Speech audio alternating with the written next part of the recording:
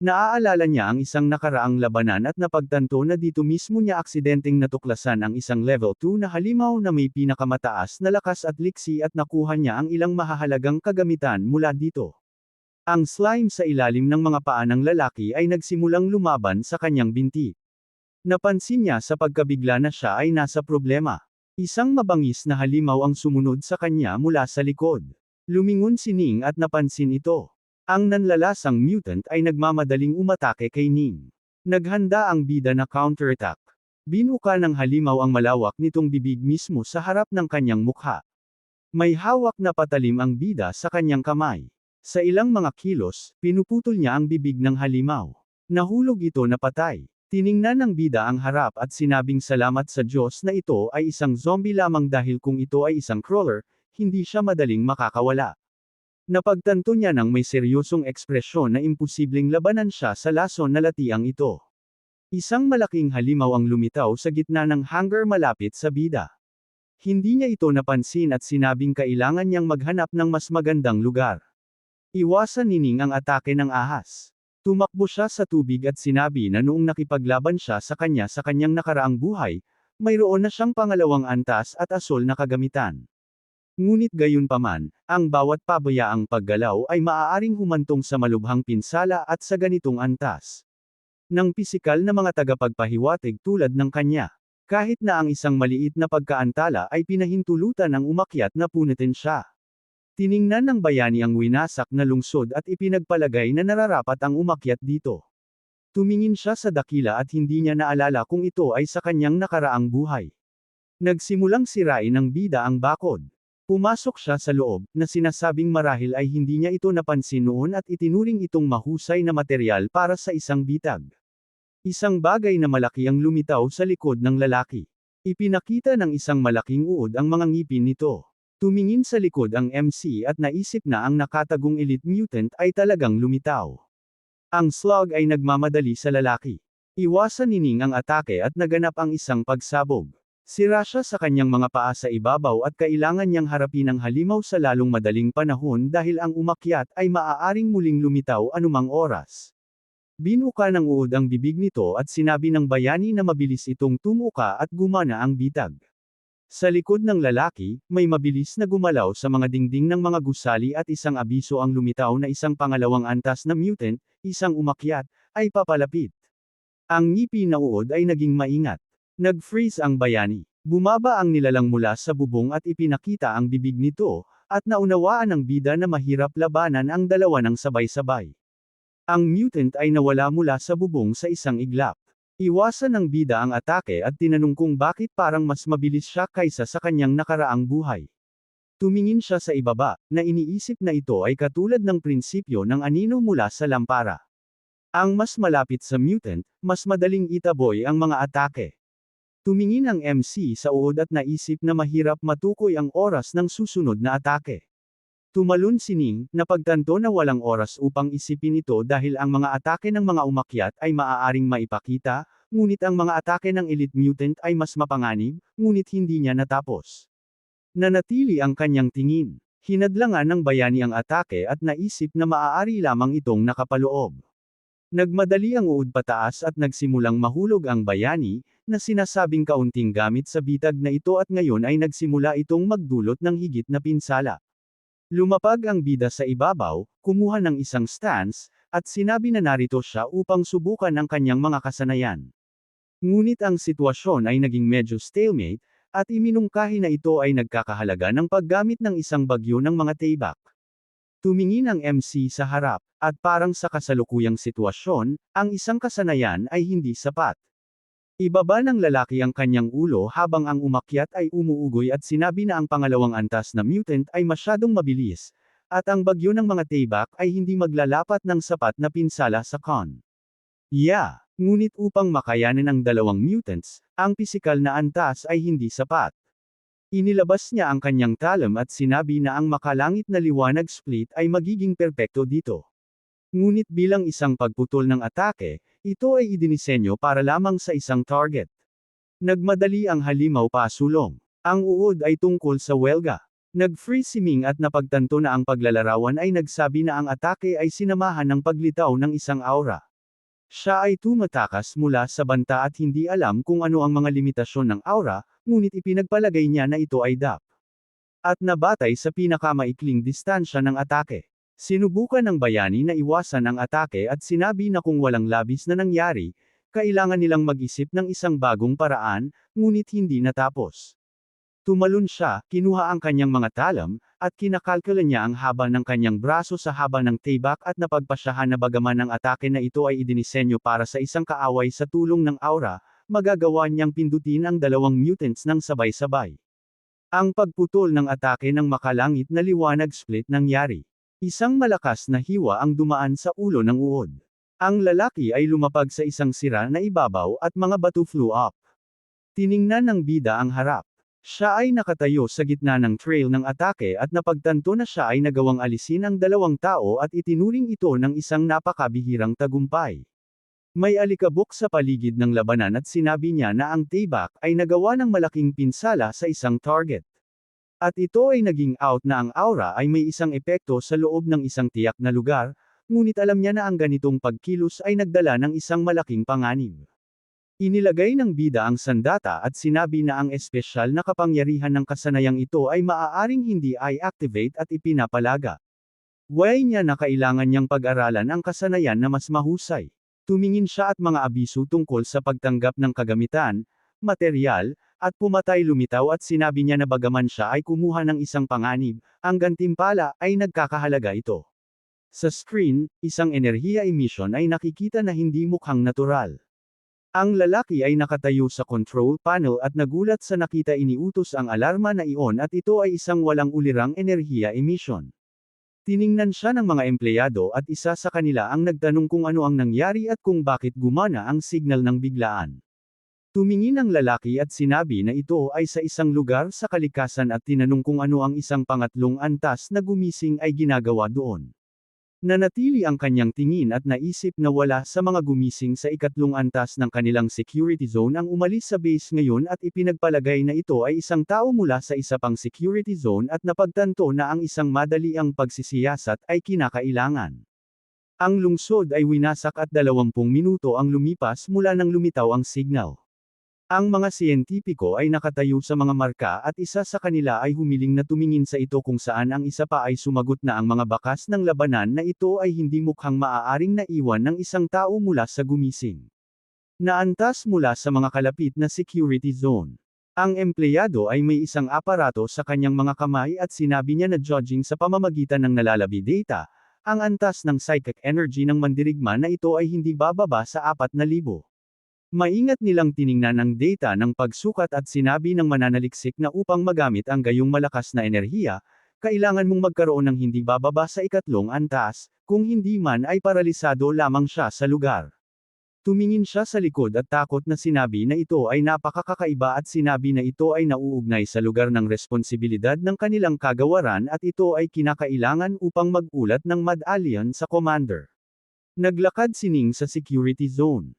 Tiningnan niya ang abiso tungkol sa mga katangian ng kagamitan at sinabi na sa kanyang nakaraang buhay maaari lamang niyang pangarap ng tulad ng kagamitan para sa 60,000 credits at inaasahan na sa buhay na ito siya ay magagawang upang ibenta ito matagumpay. Ang langit ay nabalot sa isang gabing shroud.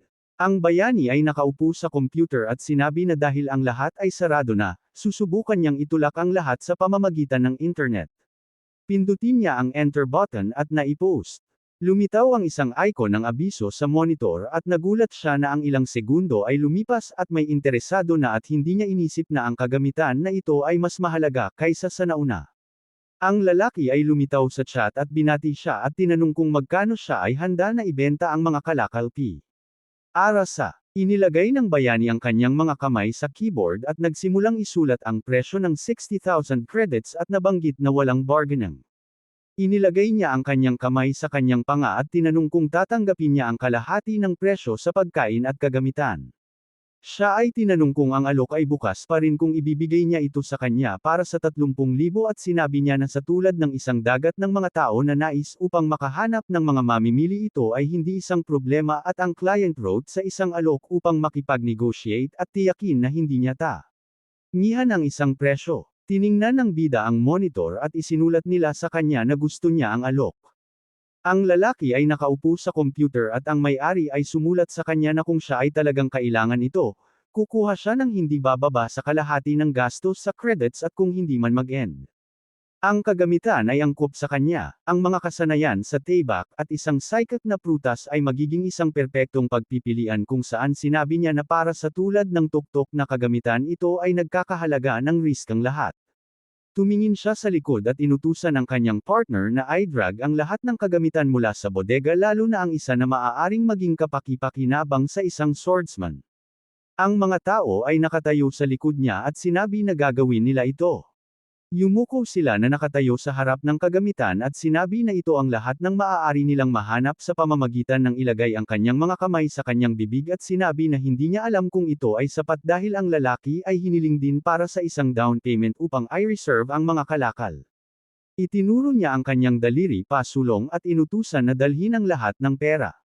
Tiningnan ni Ning ang telepono at nakatanggap siya ng mensahe na ang down payment ay naihatid at naisip niya na ang lalaki ay talagang kailangan ng tulad ng kagamitan at sa kanyang nakaraang buhay ang kanyang ina at si A ay nagkaroon ng mas mahirap.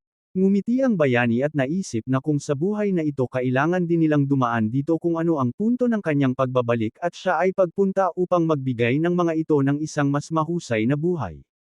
Ang lalaki ay nasa chat at wrote na siya ay ngayon ng pagkolekta ng mga natitirang pera at bukas lahat ng bagay ay sa account. Ang mga tao ay naglalakad malapit sa ahensya ng real estate. Yumuko ang pulang buhok at tinanong kung anong uri ng pabahay ang hinahanap niya at kung nagpasya na siya sa con. Yang pagpipilian. Hinawakan ng bida ang kanyang kapatid na babae at sinabi na kailangan niya ng mas mahusay na pabahay at nabanggit na kailangan nilang magmadali dahil hindi siya nagkaroon ng maraming oras sa kung saan siya naisip na isang gumising ng ilang antas nagpa siya na bumili ng real estate at kung mayroong sapat na pera para sa isang brick. Ang batang babae ay nakatayo sa harap nila at sinabi na ang kanilang pinakamahusay na ari-arian ay nagkakahalaga ng 40,000 credits at nabanggit na bahagya niya kayang bayaran ito at sinabi na maaari siyang maghanap ng pabahay para sa 2 credit S. Kanyang sarili at sinabi na ang iba pang mga kliyente ay naghihintay para sa kanya. Ngumiti ang MC at sinabi na kung ito ay nagkakahalaga lamang ng 40,000 pagkatapos ito ay hindi isang problema. Tumingin ang babae at tinanong kung sumasang-ayon siya na gumawa ng isang transfer kaagad kung siya ay may pera at naisip na siya ay mukhang isang pauper ngunit dumarating dito at sinasabi na siya ay may pera at kung wala siya nito pagkatapos ay dapat siyang umalis at hindi masayang ang kanyang oras. Tiningnan niya ang scanner na iniulat na ang kasalukuyang balanse ay 13,000 at ito ay hindi sapat upa. Nang gumawa ng mga transaksyon at tiningnan ni Ning ang telepono na humihiling na maghintay ng ilang minuto kung saan hiniling niya na itigil ang panloloko sa kanya at sinabi na hindi siya naniniwala na siya ay magkakaroon ng 30,000 credits sa loob ng ilang minuto. Tiningnan ng bayani ang telepono kung saan sinabi sa kanya na ang mga guys na kolekta halos 40,000 credits, iba't ibang kagamitan, at ilang psychic prutas at tinanong kung ito ay sapat. Tiningnan niya ang mga katangian ng kagamitan, at sinabi sa kanya na sa kabila ng katotohanan na ito ay lamang puti ng kagamitan, narito ang halos isang kumpletong set, at sinabi niya na siya ay sumasang-ayon. Ipinakita niya ang telepono sa stunt girl, na nagpakita na halos 40,000 credits ay naihatid sa kanya, at sinabi na maaari na siyang magbayad ngayon. Ngumiti ang batang babae at sinabi na siya ay may isang napakamaliwanag na hinaharap dahil sa gayon batang edad siya ay kaya mayaman na siya ay walang imik para sa isang segundo at tinanong kung siya ay handa na gumawa ng transfer at kung hindi siya inalok upang pumili ng ibang bagay at nabanggit siya ay handa para sa anumang bagay at gagawin ang anumang nais niya. Iwinagayway niya ang kanyang kamay at inalok na pumunta sa VIP room at sinabi na gagawin nila ang lahat upang gawin siyang masaya at gumawa ng transfer. Pumasok ang mga lalaki sa silid at ilang beses na tinanong ng kapatid na babae na nandito na sila ngayon. Inilagay ng bida ang susi sa batang babae at hiniling sa kanya na hawakan ang susi at dalhin ang kanyang ina dito, kung saan tinanong niya kung bakit hindi siya sumama sa kanya, kung saan siya umagot na may mga bagay na dapat gawin. Ang lalaki ay lumipat sa kahabaan ng mga bubong ng natutulog na lungsod. Ang figure ay nakatayo sa bubong at sinabi na may napakakaunting mga mapagkukunan na natitira pagkatapos ng pagpatay sa umakyat, kaya kailangan nilang pumunta Pangangaso muli dahil ang taas na mutants malapit sa safety zone ay na-clear ng militar at ang ilang mga monsters ay pa rin lumitaw. Ngunit ang mga ito ay angkop lamang para sa mga low-level na gumising. Ang mga mata ay nagniningas sa kadiliman, at sinabi niya na ang tanging dungeon malapit sa safety zone kung saan maaari si Yang makakuha ng isang psychic na prutas ay ang Academy of the Dead. Siya ay lumipat pasulong, pinainit ang hangin, at sinabi na ang mga dungeon ay mayroon ding pangalawang antas mutants at espesyal na mga gantimpala para sa clearing ang mga ito. At hanggang ngayon, walang nakakapag-clear ng mga dungeon na ito. Kaya, sa mga kasanayan sa antas ng SSS, maaari niyang itong i-clear nang walang anumang mga problema. Tumalon siya. Tumalon sining mula sa bubong. Nakatayo siya sa isang bilog at isang abiso ang lumitaw na kumpirmahon ang pagpasok. Ang bilog ay nagniningas at sinabi sa kanya na may 14th na tao sa dungeon. Nawala ang bayani. Ang bahagi ng lungsod ay nakapaloob sa isang sphere at iniulat ng system na ang pagdaan ng dungeon ay magsisimula sa isang minuto. 2. Tiningnan ng mga tao ang screen na nagsasabing ang dungeon ay walang anumang mga tampok at anomalies. Naglalaman ito ng mga mutants, zombies, at isang maliit na grupo ng mga tao. At ang dungeon na ito ay nagpapakita ng isang larawan na naganap 7 araw pagkatapos ng pahayag at karamihan sa mga aaral sa akademya ay naging zombies na gumagala sa paligid ng teritoryo. At pagkatapos makumplito ang misyon, makakalabas na sila sa dungeon.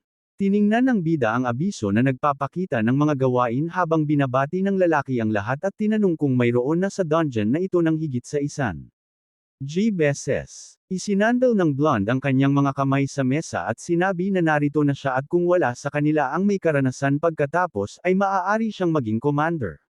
Inilipat ng kalbo ang kanyang kamay sa gilid at sinabi na narinig niya na ang dungeon na ito ay napakahirap at kung siya ay karanasan pagkatapos ay maaari niyang talagang pamunuan ang mga ito.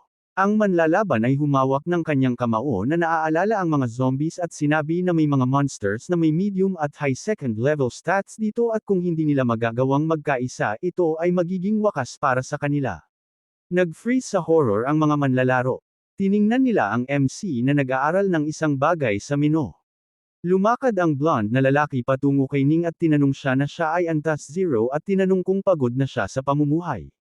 Tumayo siya sa tabi ng bayani at sinabi na parang maling pinto ang kanyang pinasok at tinanong kung alam niya na ito ay isang pangalawang antas na dungeon.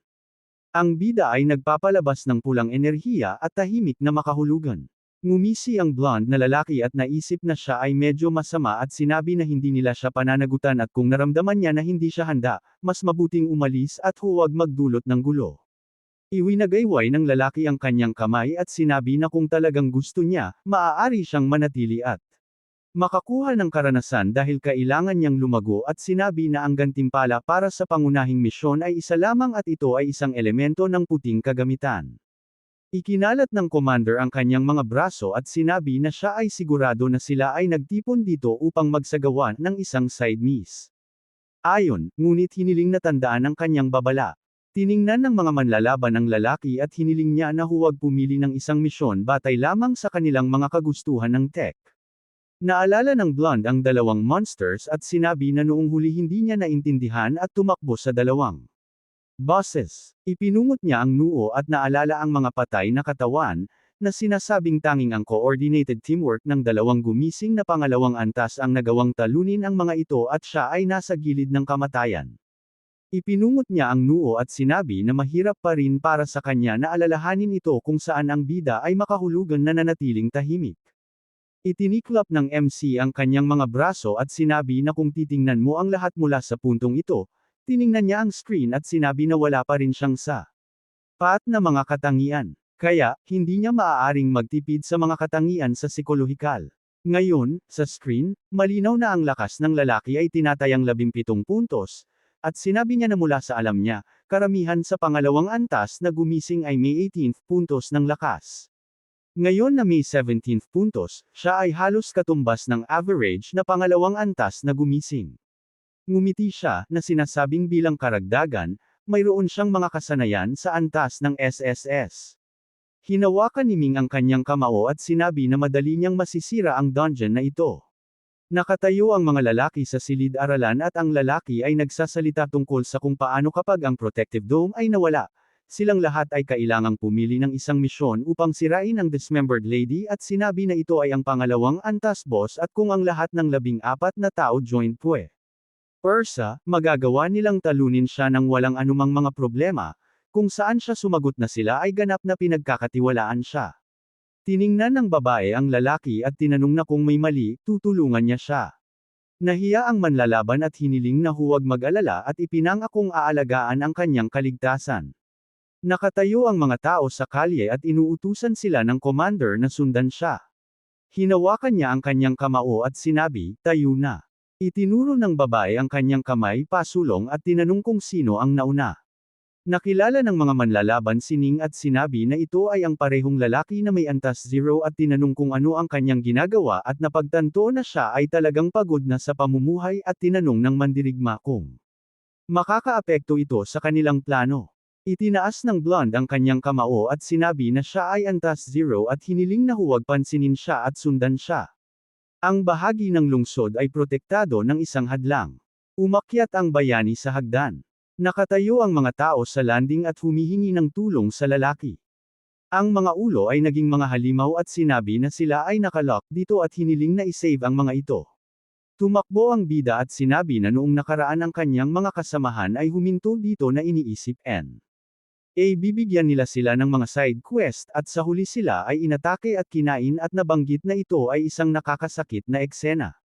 Napansin niya ang isang saradong pinto at sinabi na ang pinakamahusay na paraan upang makakuha ng magandang kagamitan ay upang talunin ang maglekal.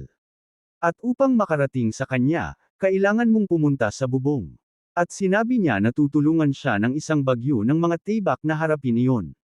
Ang mga tao ay nagtatago sa likod ng bakod, at ang fair-haired ay nagsasalita tungkol sa katotohanan na ang ginang ay nasa dump na ito. At habang nakikipaglaban sa kanya, dapat nilang iwasan ang pakikipaglaban sa iba pang mga monsters.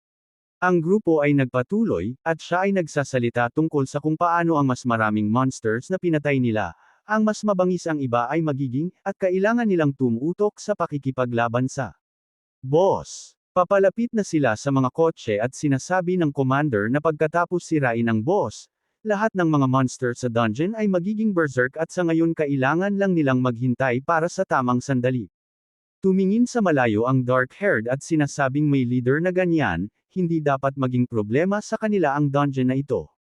At ang archer ay humihiling sa kanila na maging tahimik at sinasabi na parang nandyan na ang boss.